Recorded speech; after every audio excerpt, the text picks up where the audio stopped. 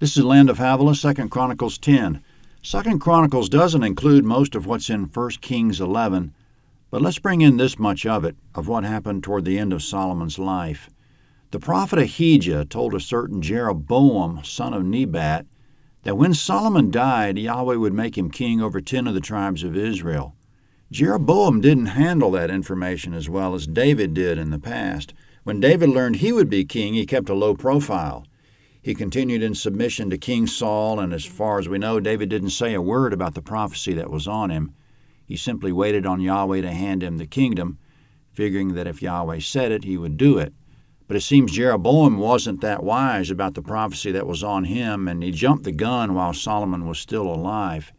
He, quote, lifted up his hand against the king, 1 Kings 11:26, meaning he lifted up his hand against Solomon. He either tried to lead a little revolt while Solomon was still alive, or at least he said or did something disrespectful. Therefore, Solomon, quote, sought to kill him, end quote. Jeroboam ran to Egypt and dared not come back. Now Solomon has passed on, and speaking of his son Rehoboam, who seems to think he'll have the entire kingdom to himself, verse 1, Rehoboam went to Shechem, for all Israel had come to Shechem to make him king. Comment: Shechem was 56 miles north of Jerusalem in the hill country of Ephraim. Rehoboam went there to meet with all Israel. Meanwhile, in Egypt, verse 2, when Jeroboam the son of Nebat heard of it, for he was in Egypt, where he had fled from the presence of King Solomon, Jeroboam returned out of Egypt. They sent and called him. Comment: they sent and called him, meaning some of the men of Israel sent for Jeroboam to return from Egypt. They're not totally pleased with the idea of Rehoboam being king. They're thinking maybe Jeroboam should be king. Jeroboam's well known already, especially in Ephraim and Manasseh, 1 Kings 11:28. Now at Shechem, still in verse 3, and Jeroboam and all Israel came, and they spoke to Rehoboam, saying, Your father made our yoke grievous. Now therefore make the grievous service of your father and his heavy yoke which he put on us lighter, and we'll serve you. He said to them, Come again to me after 3 days. So the people departed. Comment: in verse 4, Israel told Rehoboam, Your father made our yoke grievous. 2 Chronicles 8:9 says, Of the children of Israel, Solomon made no servants for his work, end quote. In other words, he didn't put Israelites to forced labor, but they've been paying heavy taxes, 1 Kings 4. And there were all the things Yahweh warned Israel about 2 generations ago when they demanded their first king. Yahweh's exact words of warning were, This will be the way of the king who shall reign over you. He will take your sons and appoint them as his servants for his chariots and to be his horsemen, and they will run before his chariots. He will appoint them to him for captains of thousands and captains of 50s, and he'll assign some to plow his ground and to reap his harvest, and to make his instruments of war and the instruments of his chariots. He'll take your daughters to be perfumers, to be cooks and to be bakers. He'll take your fields, your vineyards, and your olive groves, even their best, and give them to his servants. He'll take 1/10 of your seed and of your vineyards and give it to his officers and to his servants. He'll take your male servants, your female servants, your best young men, and your donkeys, and assign them to his own work. He'll take 1/10 of your flocks, and you will be his servants. You'll cry out in that day because of your king whom you've chosen for yourselves, and Yahweh will not answer you in that day. 2 Samuel 8:10. Now that Solomon's gone, Israel wants Rehoboam to lighten up on them. Rehoboam told them, Come back in 3 days. He wants to think about it. Verse 6. King Rehoboam took counsel with the old men who had stood before Solomon his father while he yet lived, saying, What counsel do you give me about how to answer these people? They spoke to him, saying, If you're kind to these people, please them, and speak good words to them, then they'll be your servants forever.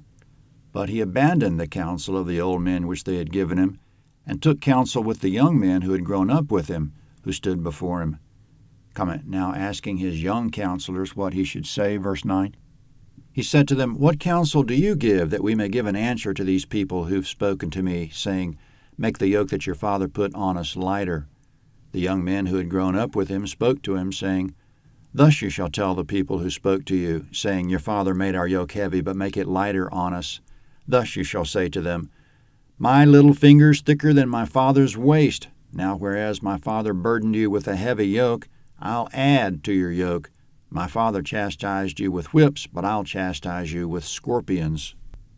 Comment, if Rehoboam chooses to say that, it'll be something like, you think my father was tough? I'll be a lot tougher. Rehoboam's heard from both sides of his counselors. Now the third day has arrived. Verse 12. So Jeroboam and all the people came to Rehoboam the third day, as the king asked, saying, Come to me again the third day. The king answered them roughly, and King Rehoboam abandoned the counsel of the old men, and spoke to them after the counsel of the young men, saying, My father made your yoke heavy, but I'll add to it. My father chastised you with whips, but I'll chastise you with scorpions. So the king didn't listen to the people, for it was brought about by God that Yahweh might establish his word, which he spoke by Ahijah the Shilonite to Jeroboam the son of Nebat.